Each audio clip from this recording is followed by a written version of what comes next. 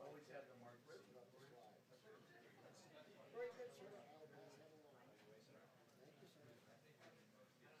Oh, I'm trying to squeeze something else. Who directed this? After you're not wearing a hat today.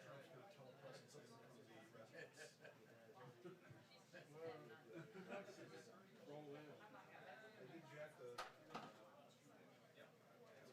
That's all it's been used as like a hot water mark. This is about towels. 35. I can call it history. Why did I tell you? You don't do that. You think you're the only one. I know you were telling me twice in the past 50 years, thrice in the last 5. Okay, so I can call Sherry. You said Sherry? Let me call Sherry and tell her that. Oh, I just wanted to make sure it wasn't somebody else. What you're going to have to do is Martha will take. No, I know. Yeah. When she comes up, you're going to show them. Might want to do that. Yeah, someone will. There'll be some time.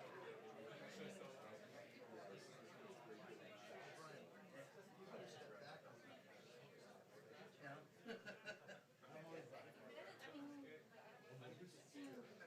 That's that staff.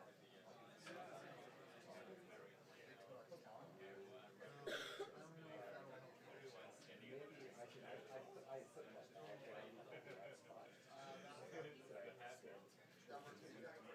Well, we're here, and so if you can wedge in there, I can wait. Hey, Sherry. I mean, it's always a. Wait a minute, they call the press briefing at what, 3:30? Oh, I just yeah, want to now. give you a heads up. Are they always late? Hey, now.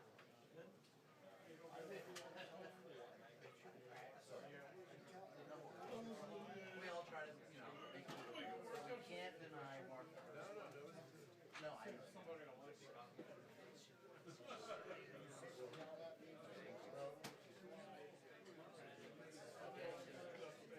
They'll have to move it. Martha.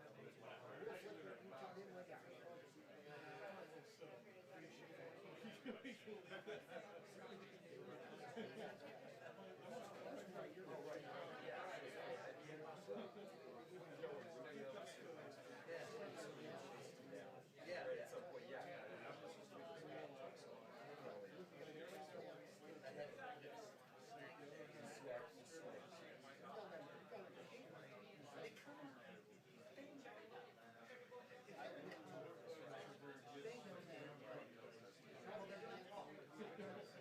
So then they get here and they're going to change the way it's and the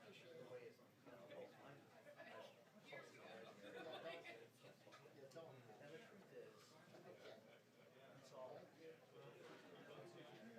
working for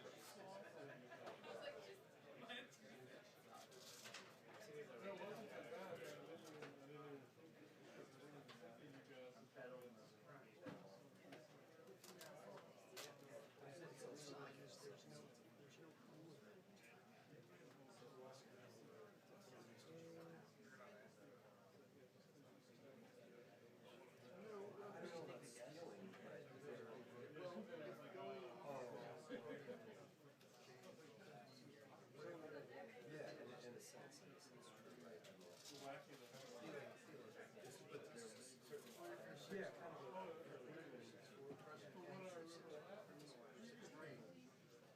There's no cool Yeah, in a sense, right?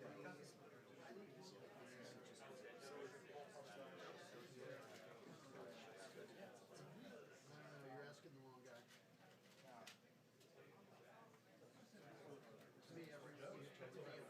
I know you're going to be upset. No, it's cool.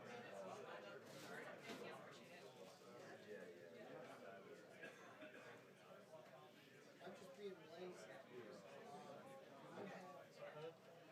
Anthony, he's done this before, so he knows. I've told Sherry who was directing this. Who's the guest speaker today? Who's our guest? Not sure if I'm allowed to say that yet. Yeah, toll-free number, yes? Yes, sir. Just in a room full of people with the cameras running and nobody. Live microphones. And live microphones. Who do you think it's going to be? It's all right. You good fellas. Yeah. Otis? If it's the president, continue working on that TV. Hey, hey, wait a second. Hey now.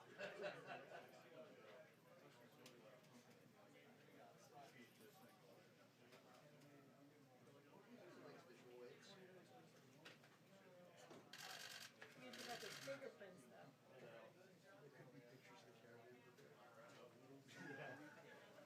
Prototypes of the wall. What pool you in? Cold.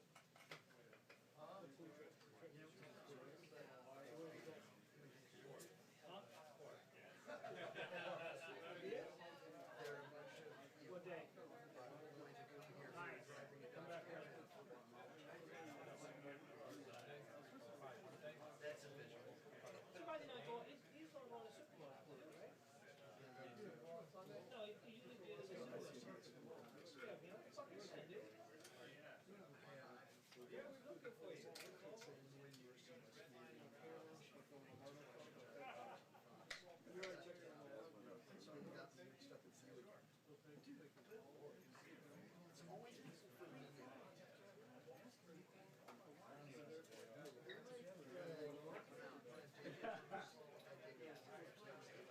What did he say?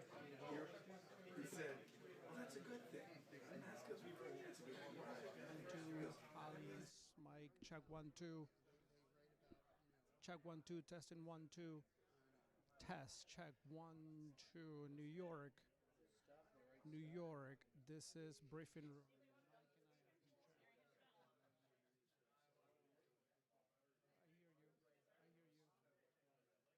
hear you. I hear you. I do hear program and I hear you as well. Excellent. Don't touch anything.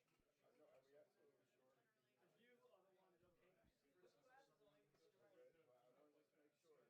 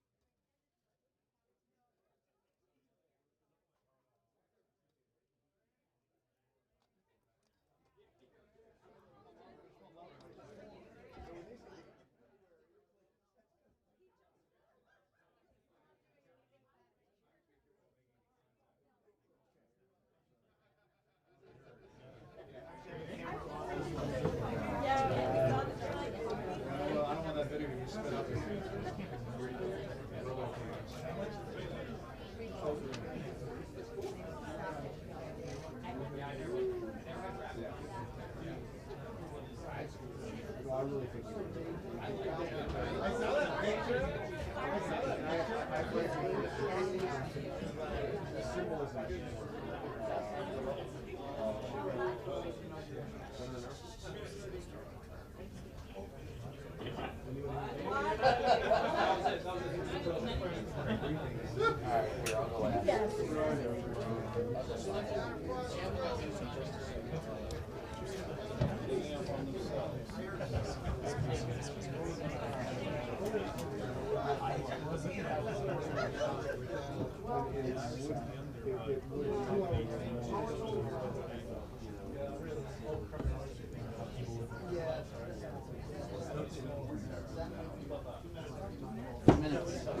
What? 2 minutes. Okay. We're at 2.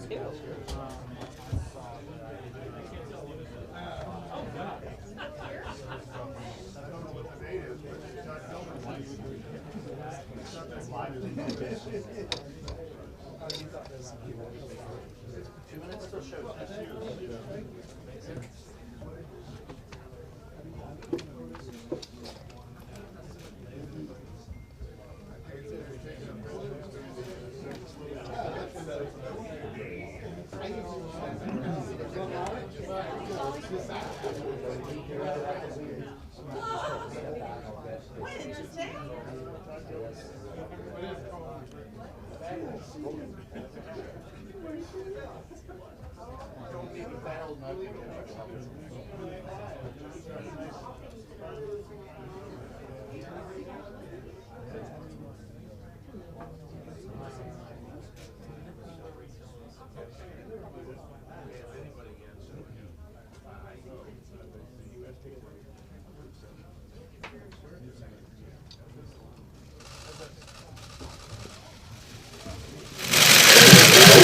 Good afternoon. Missed you guys. Under President Trump's leadership, the United States economy is growing at record levels, putting the president in a strong position to fix long-standing trade concerns with China. On Thursday, the president will meet with the Chinese vice premier, who is here this week for continued talks. President Trump is committed to achieving greater market access for U.S. exports and better treatment for our farmers, ranchers, and businesses. Fair and reciprocal trade with China will boost long-term economic growth, not only in the United States, but globally. As the president said last week, the United States proudly stands with the people of Venezuela, who have courageously spoken out against the corrupt and illegitimate regime of Nicolas Maduro. Maduro must do what's right and allow for free, fair, and credible elections in accordance with democratic principles. To speak more about U.S. policy towards Venezuela and to take your questions, I'd like to welcome to the podium National Security Advisor, Ambassador John Bolton, Secretary of the Treasury, Stephen Mnuchin, and Director of the National Economic Council, Larry Kudlow. And after that, I'll be up to take other questions of the day. Thanks, guys. Thank you very much, Sarah. As you know, on January the 23rd, President Trump officially recognized the president of the Venezuelan National Assembly, Juan Guaido, as the interim president of Venezuela. Venezuela's National Assembly invoked Article 233 of the country's constitution to declare Nicolas Maduro illegitimate. This action was a statement that the people of Venezuela have had enough of oppression, corruption, and economic hardship. Since then, 21 other governments in the region and across the world have joined the United States in recognizing Guaido as Venezuela's interim president. Today, and I'll turn the podium over to Stephen Mnuchin for this purpose, we're going to announce sanctions against Petróleos de Venezuela, Sociedad Anima, or PDVSA, as it's known by its Spanish acronym, the state-owned oil monopoly. We have continued to expose the corruption of Maduro and his cronies, and today's action ensures they can no longer loot the assets of the Venezuelan people. We expect, and Secretary Mnuchin will go into this in more detail, that today's measure totals $7 billion in assets blocked today, plus over $11 billion in lost export proceeds over the next year. We also today call on the Venezuelan military and security forces to accept the peaceful, democratic, and constitutional transfer of power. And to a certain extent, this has already begun. We have seen Venezuelan official and military personnel heeding this call. The Venezuelan defense attaché here in Washington recognized President Guaido a few days ago, and just within the past hours, the first consul of Venezuela's consulate in Miami, Scarlett Salazar, has also declared for interim President Guaido. I call on all responsible nations to recognize interim President Guaido immediately. Maduro has made clear he will not recognize Guaido or call for new elections. Now is the time to stand for democracy and prosperity in Venezuela. I reiterate that the United States will hold Venezuelan security forces responsible for the safety of all U.S. diplomatic personnel, the National Assembly, and President Guaido. Any violence against these groups would signify a grave assault on the rule of law and will be met with a significant response. Now let me give the floor to Stephen Mnuchin, who will describe the sanctions that we're imposing. Thank you. Today, Treasury took action against Venezuela's state-owned oil company, PDVSA, to help prevent the further diversion of Venezuela's assets by former President Maduro. The United States is holding accountable those responsible for Venezuela's tragic decline. We will continue to use all of our diplomatic and economic tools to support interim President Guaido, the National Assembly, and the Venezuelan people's efforts to restore their democracy. PDVSA has long been a vehicle for embezzlement, for corruption, for Venezuelan officials and businessmen. Today's designation of PDVSA will help prevent further diversion of Venezuela's assets by Maduro and will preserve these assets for the people of Venezuela where they belong. The path to sanctions relief for PDVSA is through the expeditious transfer of control to the interim president or a subsequent democratically elected government who is committed to taking concrete and meaningful actions to combat corruption. Today's actions against PDVSA follows my determination that persons operating in the Venezuelan oil sector may now be subject to sanctions. Today, OFAC also issued a number of general licenses that authorize certain transactions and activities with PDVSA for limited periods of time to minimize any immediate disruptions and support of ongoing humanitarian efforts. Citgo assets in the United States will be able to continue to operate, provided that any funds that would otherwise go to PDVSA instead will go into a blocked account in the United States. Refineries in the United States have already been taking steps to reduce their reliance on imports from Venezuela. Those imports have fallen substantially in recent months. We have also issued general licenses to ensure that certain European and Caribbean countries can make an orderly transition. We continue to call on all of our allies and partners to join the United States in recognizing interim President Guaido and blocking Maduro from being able to access PDVSA funds. Thank you with that, and I'd be happy to answer some questions. Ambassador Bolton, if I could, you mentioned the word significant response. How do you define significant response?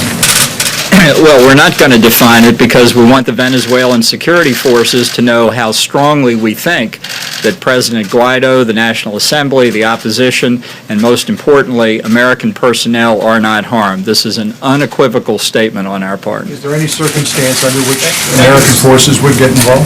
Look, the President has made it very clear on this matter that all options are on the table. Thank you, Mr. Secretary. You explained that there are some actions being taken here to mitigate some of the impact on the U.S. oil market. Can you walk us through those and explain how U.S. oil imports from Venezuela will be affected, what's going to happen with the money, and where you think that is going to have some impact on the oil market globally? Sure. Well, let me just comment that we will be releasing FAQs with the general licenses to explain a lot of these issues, but effective immediately, any purchases of Venezuelan oil by U.S. entities, money will have to go into blocked accounts. Now, I've been in touch with many of the refineries. There is a significant amount of oil that's at sea that's already been paid for. that oil will continue to come to the United States. If the people in Venezuela want to continue to sell us oil, as long as that money goes into blocked accounts, we'll continue to take it. Otherwise, we will not be buying it. And again, we have issued general licenses, so the refineries in the United States can continue to operate. So I expect in the short term very modest impacts on the U.S. refineries. We've been working with them closely on these issues. Did you walk the U.S. oil industry through what's going to happen here in advance, or are they hearing about this for the first time right now? They're hearing about this now, but I generally say we made a press release recently. I think we've indicated certain things, so we had not disclosed to anybody these sanctions in advance, but I think a lot of people have been preparing for this over the last month. With the blocked accounts, what would be the mechanism and what would be the timeline if there is this peaceful transfer of government? How would the money go from the blocked accounts back? And would be Juan Guaido would be the operating person to take it back and receive it back if he's put into power? What's the mechanism? So let me just comment that in general, okay, as we've said in the past, the purpose of sanctions is to change behavior. So when there is a recognition that PDVSA is the property of the rightful rulers, the rightful leaders, president, then indeed that money will be available to Guaido. We will be working with them on the money in the blocked account and whether that can be used for them. Could you explain to the country what the strategic interests of the United States are in Venezuela now and its immediate future? What's at stake for us, and why this significant response held in abeyance if this transfer of government isn't achieved? Well, we think stability and democracy in Venezuela are in the direct national interest of the United States right now. Under the Chavez-Maduro government, civil society in Venezuela is disintegrating. The economy is in a state of collapse. Something in the range of 3 to 4 million refugees have already fled the country for neighboring countries in the United States. And the authoritarian regime of Chavez and Maduro has allowed penetration by adversaries of the United States, not least of which is Cuba. Some call the country now Cubazuela, reflecting the grip that Cuba's military and security forces have on the Maduro regime. We think that's a strategic, significant threat to the United States, and there are others as well, including Iran's interest in Venezuelans' uranium deposits. Yeah, and let me just comment. This is a country that is very rich in oil resources. There's no reason why these resources shouldn't be used for the economic benefit of the people there. There's no reason for the poverty and the starvation and the humanitarian crisis. Can I ask both of you, the United States has talked a lot about a potential embargo on sales of oil and also stopping selling of oil products to Venezuela. Why haven't those been considered yet? So there will be, as part of this, limitations on selling oil products as part of the sanctions. As regards to an embargo, we're not going to make any comment on that today. We don't comment on future actions. Thank you, Mr. Secretary. Mr. Maduro seemed to anticipate the actions that you've announced today in the briefing room. He warned that Citgo is the property of the Venezuelan state, and he further said that we are the only ones who can decide its fate. What is your response to Mr. Maduro? Again, it's the property of the Venezuelan people and the proper and rightful leaders of the country. So we agree with that. He's not the proper leader of the country at this time. And I've said these are valuable assets that we are protecting for the benefit of the Venezuelan people. So I can hone in on the question about the impact on the markets. Eamon asked you about refineries. You said it'll have a modest impact. What do American drivers need to know about the possible impact of the price at the pump, if any at all? Well, first let me say, there's been a big reduction in the overall price of oil. And particularly since we instituted the Iran sanctions, I think we've been very careful in making sure that these costs don't impact the American consumer. Gas prices are almost as low as they've been in a very long period of time.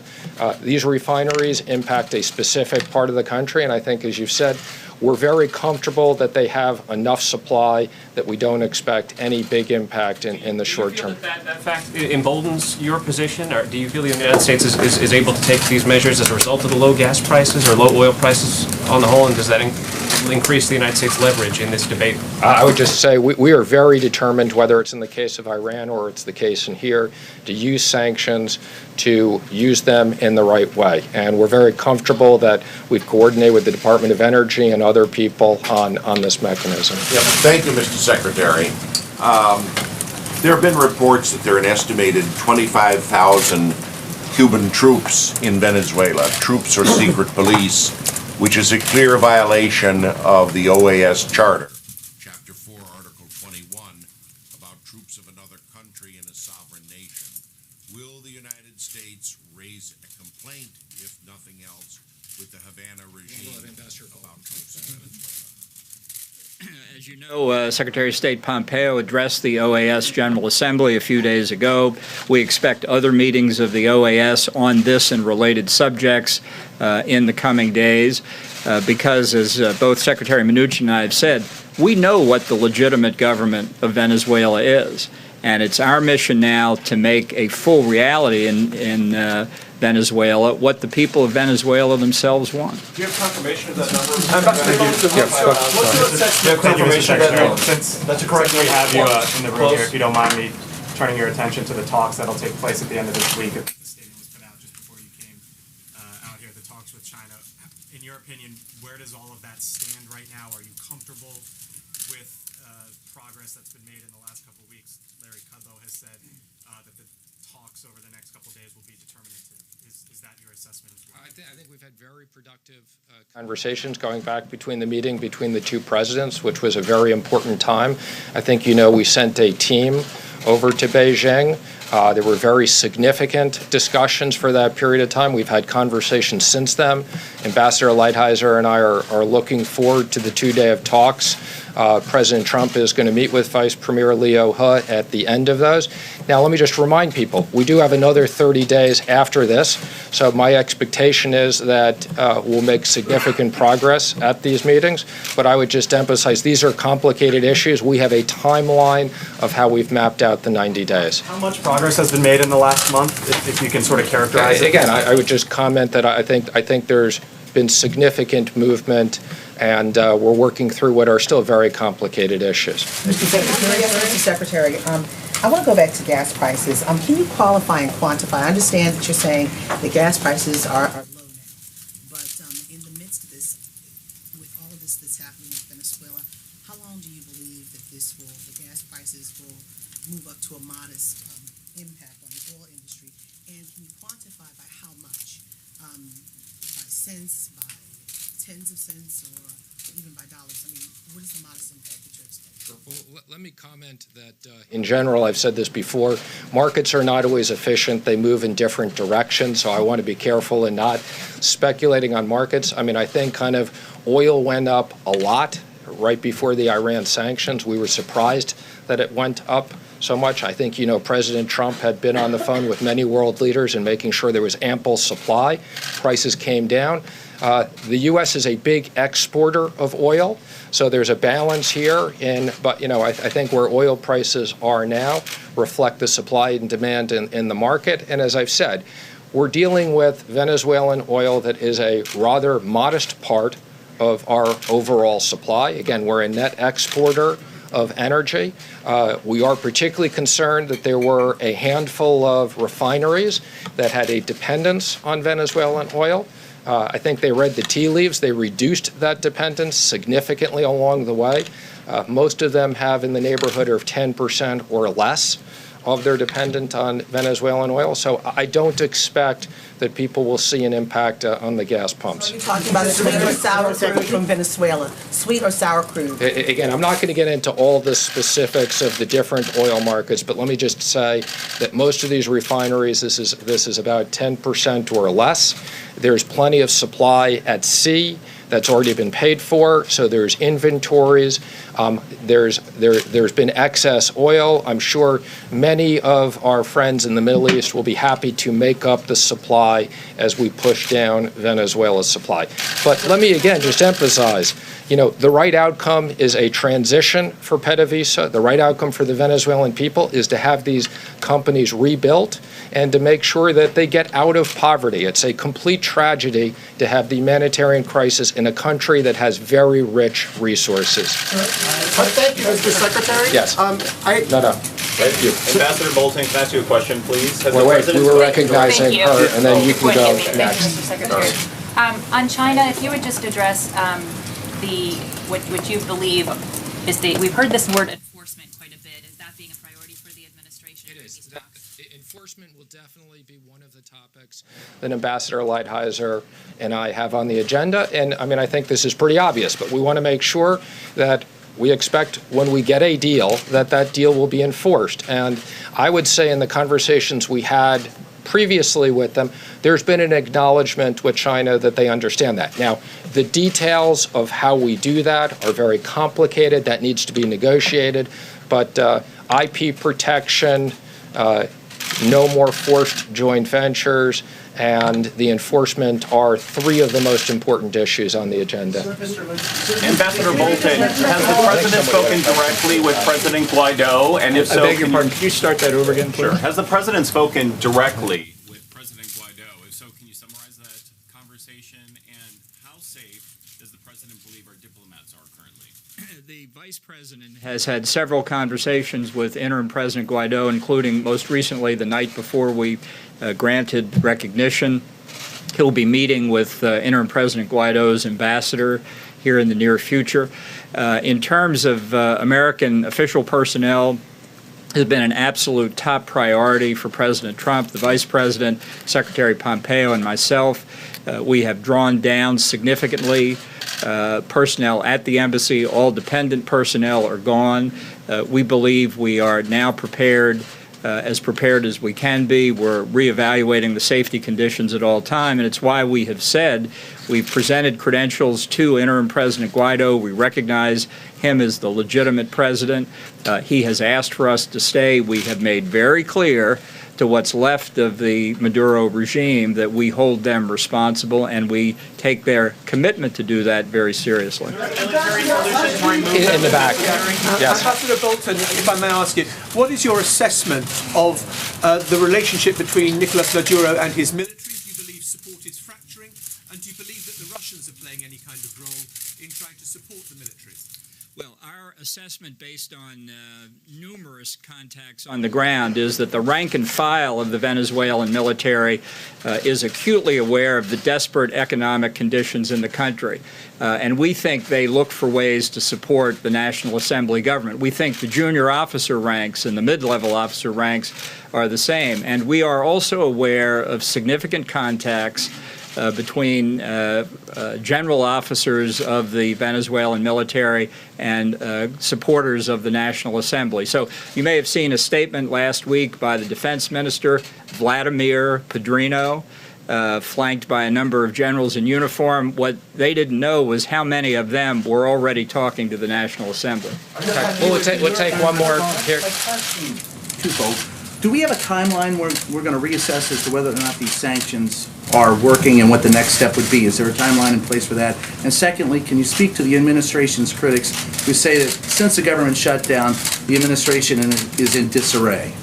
Well, let me first say, on sanctions, we always evaluate sanctions continuously, both existing sanctions as well as future sanctions. So we will carefully be looking at the effectiveness of these and whether we need additional sanctions. Now, I would just tell you, speaking for Treasury, I want to thank all the large number of government workers who came in. I will tell you, as it relates to specifically the sanctions area, people have been working round the clock. And we couldn't have gotten this done without the enormous support of all the people who came in. So quite the contrary, we weren't in disarray. Again, I want to thank all the important people who helped out on this. Mr. Secretary? Very briefly, I'm going to have Larry Kudlow come up, give a quick economic update, take a couple questions on that, and then I'll be back up for the rest of the questions for today. Good, thanks. I'll just say, as I have for a while, that I still think the economy is very strong.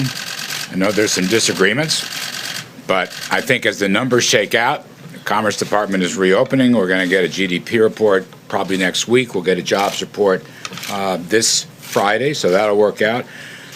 based on things we've talked about here, unemployment claims low, industrial production strong, business investment strong, holiday sales very strong. I still think we're on a 3% trend line growth rate, and I'm proud of that. I think that the program of lower tax rates and regulatory rollback and opening up energy and so forth is working and is continuing to work. And I think, frankly, the optimists, the guys that took the over, are going to be right. Yes, Major. Do you consider valid the estimates that the shutdown cost the U.S. economy between $8 billion and $11 billion? You know, I looked at them. I think you're referring to CBO numbers that came out today.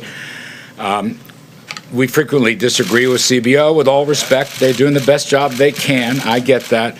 No, I don't. I won't acknowledge any of that right now. And you know, in a $20 trillion economy, it's awfully hard to make even the best guesstimates of those kinds of small fractions of numbers. That's what you're looking at here.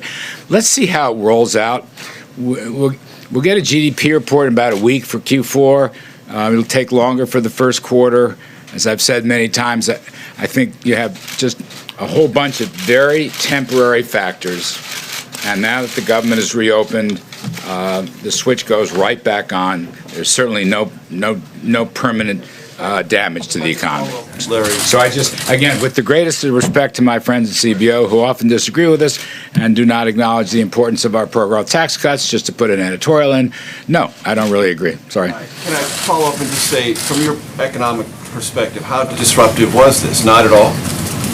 Look, the hardships for individuals was always the key problem here, in my judgment. And as Steve Mnuchin said and others, you know, I'm glad we're back to work. I'm glad all the federal employees, I'm glad all the people furloughed, TSA, you can go right down the line. I think those individual hardships were the biggest issue, and I think everybody's glad we can reopen and put folks back to work. Regarding the macroeconomy, Major, I don't think it was a factor. I just don't. So Larry, if the negotiations did not bear fruit and the government shuts down again, you have a lengthy shutdown, reopening, and then another shutdown, could that compound any economic effect or hardship effect on these federal employees? Yeah, I just don't want to speculate on what ifs. We've got a process laid out here. Let's see if it bears fruit. I just don't want to speculate on any of the what ifs. Again, the state of the economy, to me, my colleagues, Kevin Hastings and so forth, looks very strong. And I don't think that was disrupted. I don't.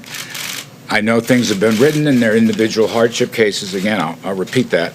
But in the aggregate, you know, the numbers we saw, low unemployment claims, unbelievably strong same-store retail sales, the industrial production number from the Federal Reserve, where business equipment went up for the 7th straight month.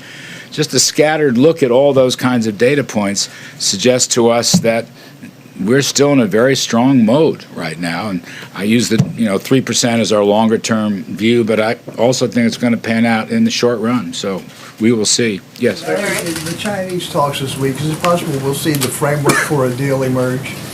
I don't want to say anything on that. Secretary Mnuchin's correct. I don't want to make any predictions on that. These are very difficult, very, very important. The only comment I'll make is, and I've said this before, the scope of these talks will be the broadest and deepest in U.S.-China history. We've never had anything this comprehensive, and I regard that as a big plus. How these things are worked out, we'll have to wait and see. The President has expressed some, I would say, guarded optimism about the talks. Li Yuhe is coming with his top people, and that's very important, and our top people will be negotiating.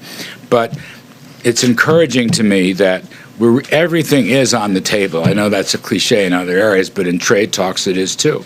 Having said that, I do want to reiterate, I don't recall whose point it was, enforcement issues will be very important. And I know Ambassador Lighthizer has said that, and it's a key part of this discussion. Yes. Yes, sir. Do you favor government contractors who are furloughed also getting back pay? I'm not sure how. Some of them do. I think the defense-related ones will, but I'm not sure. I'm not an expert on that. I'd have to go and check that. I'd have to take a look at the scope of it. I honestly don't know. Yes. Hey, Larry, and I want to get back to the CBO because they also looked at projections over the next decade in which they said the deficit for fiscal year 19 is going to be roughly $900 billion, starting in 2022, $1 trillion year after year after year after that. 2029, 93% debt to GDP, and they say it is simply unsustainable, the path that we're on. Does the White House agree with that? And if it is unsustainable, is the White House planning to do anything to change it? You know, we have a fundamental disagreement with that agency regarding the growth outlook. Economic growth is the single biggest factor in compiling any of these numbers. So they have had a very low growth estimate in response to Trump policies on taxes and deregulation, and we've had a much higher one.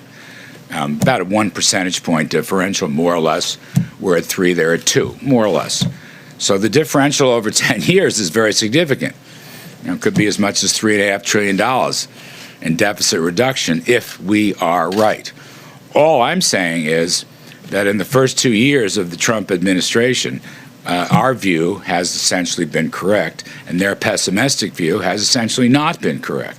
Now, again, I'm not here to rail on against CBO. They have a point of view. We have a different point of view. They're professionals, and I respect that. But that's the single biggest difference. Now, I would say one other matter.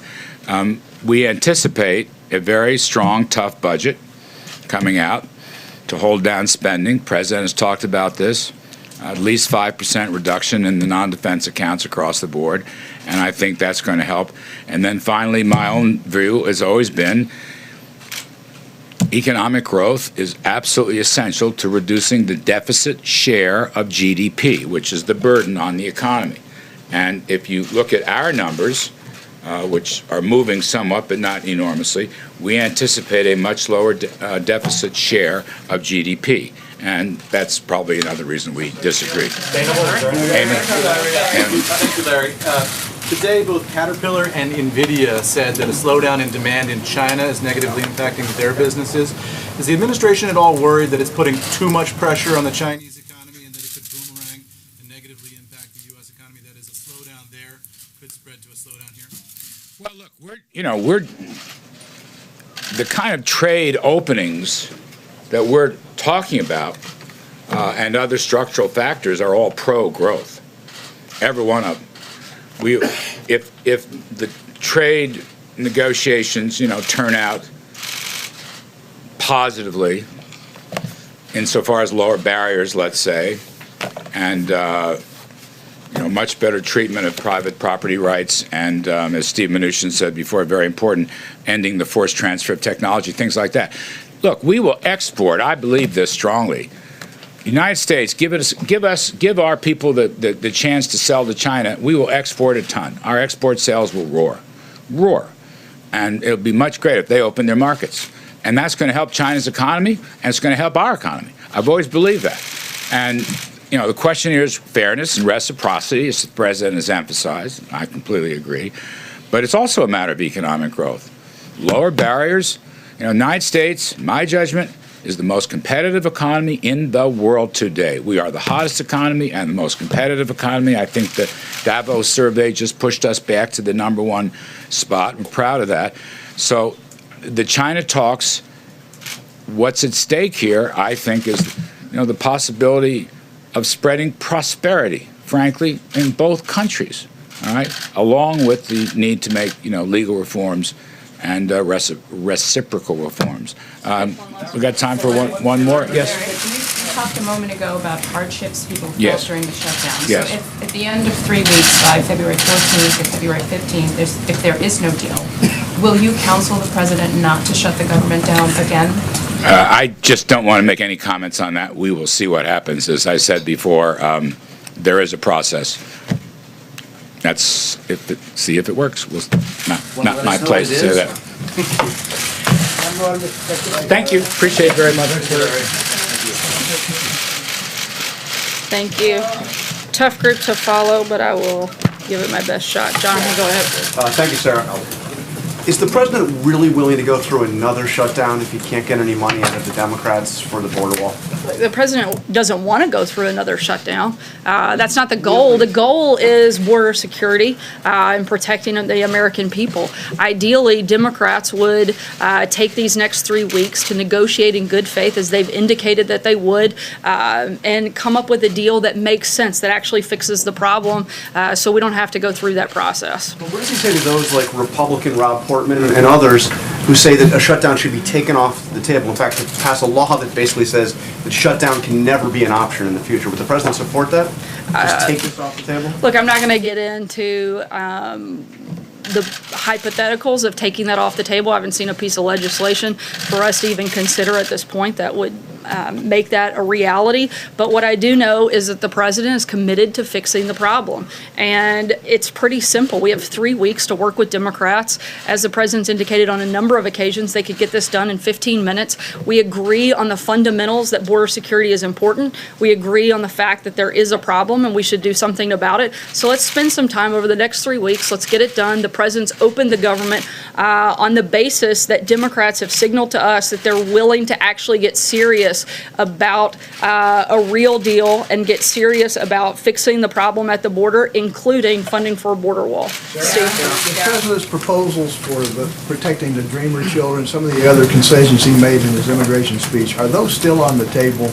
Look, I'm not going to negotiate here. That's why they have the conferences for congressional members to work through some of those things, come back to the president with a deal.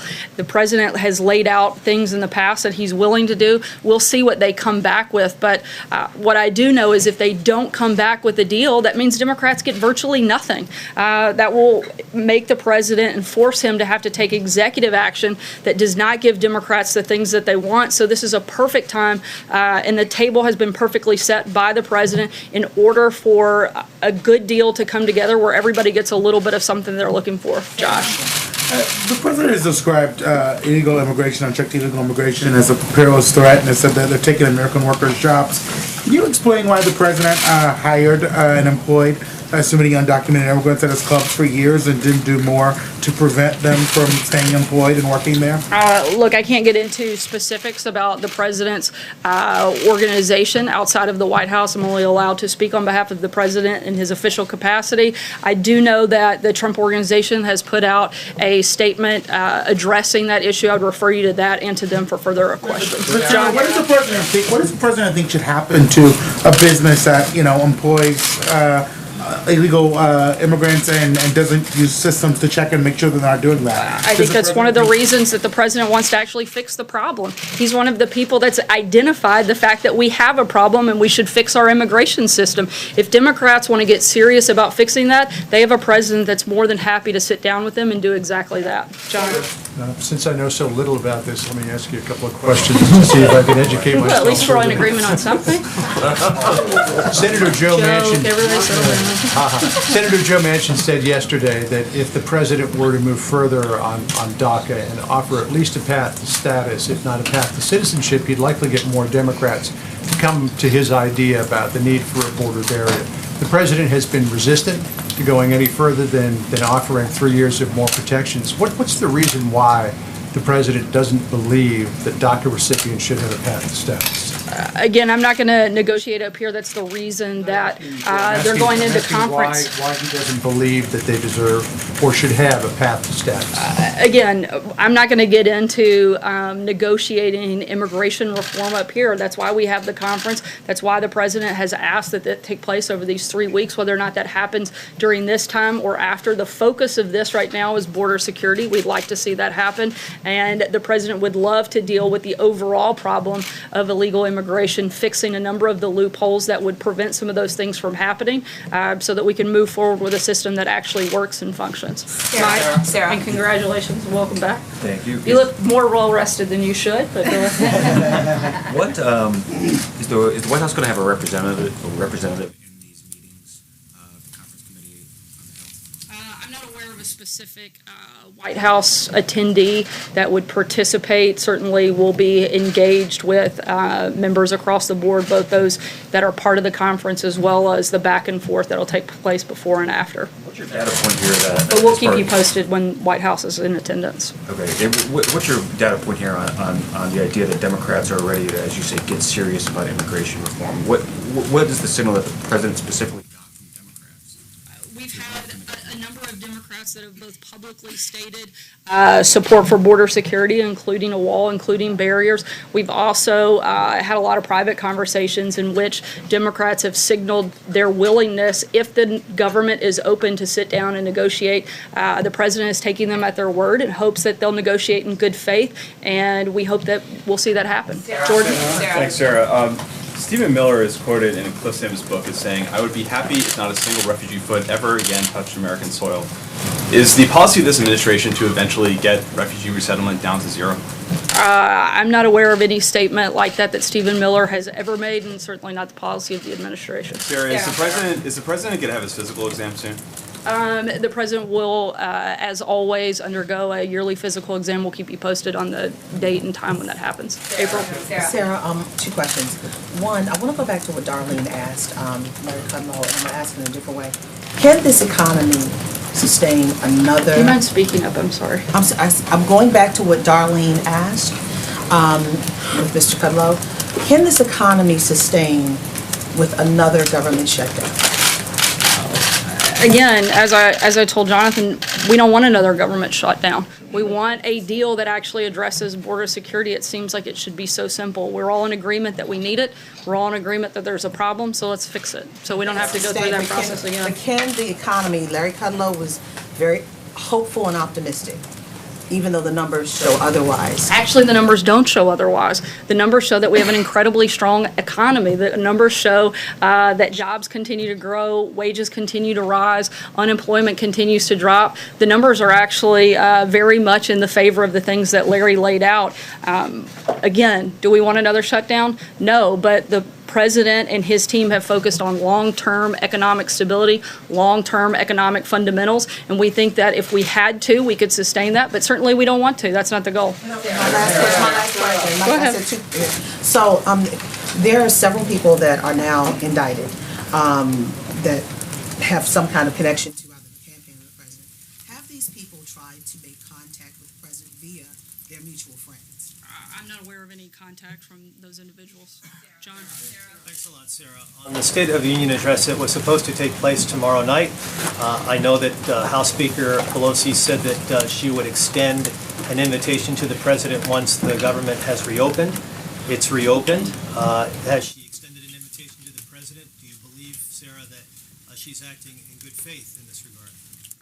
I certainly don't think she acted in good faith on the front end, considering she cited security concerns that didn't exist, but we're certainly hopeful that moving forward in the future that she will. The president, as he always does, looks forward to addressing the American people, and we'll do that as soon as that invitation is received. Francesca? Sorry, go ahead. If I could, Sarah, do you expect her to extend an invitation to the president in the course of this 3-week window while negotiations are ongoing? That's a better question for Speaker Pelosi. Francesca. Thank you, Sarah. You're not exactly ruling out another shutdown, and many federal workers who came back today are concerned that there could be another shutdown. What's your advice or message to them in this 3 weeks? Should they be saving their money? Should they be concerned that they might not get another paycheck so soon? My advice would be to call your Democrat members of Congress and ask them to fix the problem so that we don't have to continue having this process, and so that we actually secure the border and protect American citizens. On the same subject, Sarah, the president tweeted over the weekend and said that he made no concessions whatsoever, but influential conservatives are saying that he has made concessions in this because he originally said that he would not sign any legislation that did not include money for the border wall, and then he went ahead and did that. And granted, it only keeps the government open for the next 3 weeks. He said he wouldn't do that either. And so how can the president say that he made absolutely no concessions to Democrats on this legislation? Because the negotiations are still ongoing, and I would argue that conservatives that actually have influence, have supported the president throughout this process. They believe in border security. They believe in protecting Americans, just like the president, and they stand with him. Again, this is a simple fix. It's easy for Democrats to sit down and come to an agreement and work with us to get border security. John? Yeah, thank you, Sarah. The president has spoken increasingly of declaring a state of emergency after February 15th and using funds already there for the building of the wall under the aegis of national security and homeland security. Several conservatives who are normally supporters of the president warn not to go in that direction, that it would create too many problems with federal authority interceding with state authority. President Bush in 2005 wouldn't declare a state of emergency over Katrina because he did not want to get into that argument with governors. Has the president considered this and the criticisms and warnings of fellow Republicans, notably Senator Blunt of Missouri? Certainly the president listens to members of Congress as well as constituents across the country, but the president's number one duty and the number one responsibility he sees as commander-in-chief is protecting the American people. He sees the crisis at the border to be a real one. I don't think anybody in the country can argue the fact that there is a real problem at our border. It needs to be fixed, and the president's going to do what it takes to address it. Callie? Thanks. I have a question for you on the shutdown, but first I want to ask, has the president ruled out a pardon for Roger Stone? I'm not aware of that. Haven't had any conversations regarding that matter. Will you discuss it with him and let us know? I'm not going to get into that at this point, but if need be, we'll let you know. You talked about the possibility that the president may use his executive authority. He has put that option on the table many times, most recently Friday in the Rose Garden.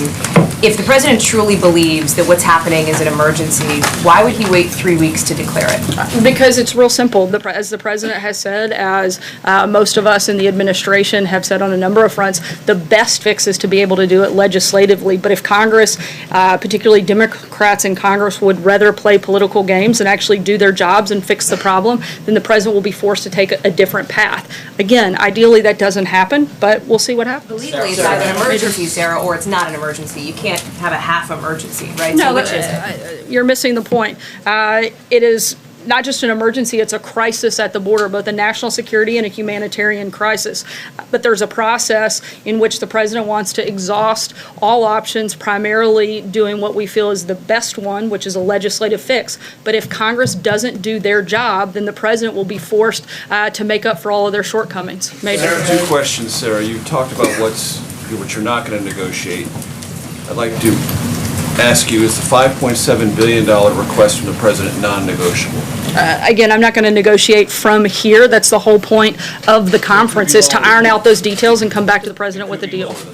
At the end of the day, the biggest thing that has to happen is there has to be real and adequate funding for border security, including funding for a wall, and we'll see what the conference comes back with. That would be a number possibly less than 5.7. Again, Major, I'm not going to negotiate with you. That's not my role. My job is to communicate where we are in the process, and right now we're in the process of letting the conference do its job, negotiate a deal, and come back to the president. Thank you, Sarah. Two questions. Thank you, Sarah. Two questions for you, if I may. First, on the government shutdown, the president made several promises to families, particularly those who have been affected by crimes committed by illegal immigrants, that they would have a wall at the end of this government shutdown, at the end of this promise. Can he maintain that promise that there will be, to those families, that there will be a wall on the southern border by the end of his first term?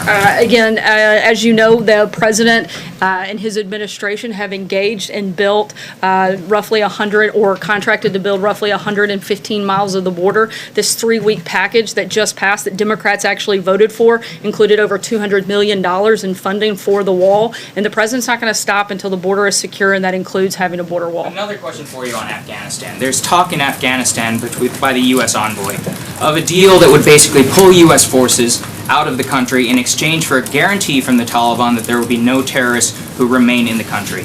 Is that a plan that has the White House's support? Is the president's support that sort of plan? And would that be a victory for the United States after almost 17 years of war there? Our priority is to end the war in Afghanistan and to ensure that there is never a base for terrorism in Afghanistan again. Negotiations are going to continue. For anything specific, I can't get into that right now, but I refer you to the State Department beyond that. Kristen? Sarah, thank you. Just to follow up quickly on your answer to Hallie, you said, I'm not aware of that when asked if the president had ruled out a pardon for Roger Stone. So does that mean he hasn't ruled out a pardon? Again, I'm not aware of any conversation even regarding that or a need for it. Can you guarantee, Sarah, just to follow up, can you guarantee that the president won't pardon Roger Stone? Again, I'm not going to talk about hypotheticals that are just ridiculous of things I haven't talked about. Jim, go ahead.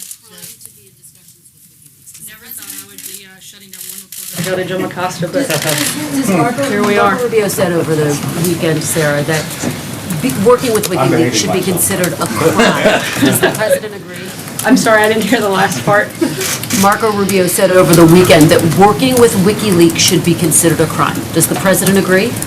Look, I think every single outlet that you all represent looked for and searched for information that WikiLeaks was providing, including reporting on it. So I think there's a responsibility by members of the media. I'm not aware of anybody here ever working with WikiLeaks in any capacity, but I do know that every individual that represents a media organization here looked for that information. Most of you reported on that information, so I think you're just as accountable as anybody else in that process. Jim, go ahead. If I can jump in. Roger Stone last week, Paul Manafort, Michael Cohen, Michael Flynn. Are you concerned, is the president concerned that as more and more of his associates, former aides, are brought into this investigation, are indicted, plead guilty in this investigation, that this presidency is in danger?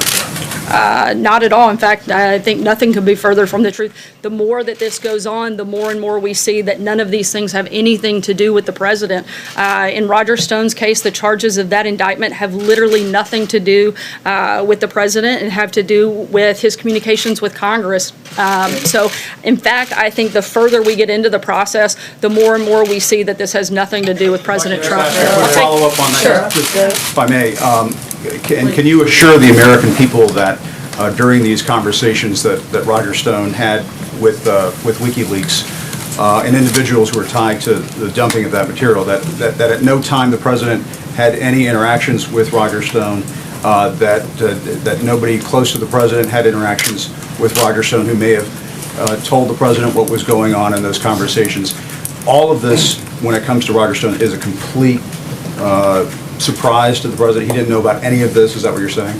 What I can tell you is that the president did nothing wrong throughout this process, and the charges of the indictment against Mr. Stone have absolutely nothing to do with the president. Take one last question, Steve. Yes, Sarah. We're expecting in a few moments that the U.S. government will announce some criminal actions against Huawei, the Chinese telecom company, and we're just about to have this Chinese trade delegation here. Are these two at all linked? Are you taking some sort of carrot and stick approach with China? What's the strategy here? No, those two things are not linked. They're a totally separate process. The negotiations on the trade front will continue to be ongoing, and I believe on that other question and thing that you mentioned may be coming, I believe they're waiting on me to finish so that they can do that. So with that, I will say good afternoon. We'll see you next time. Thanks, guys. Good to see you.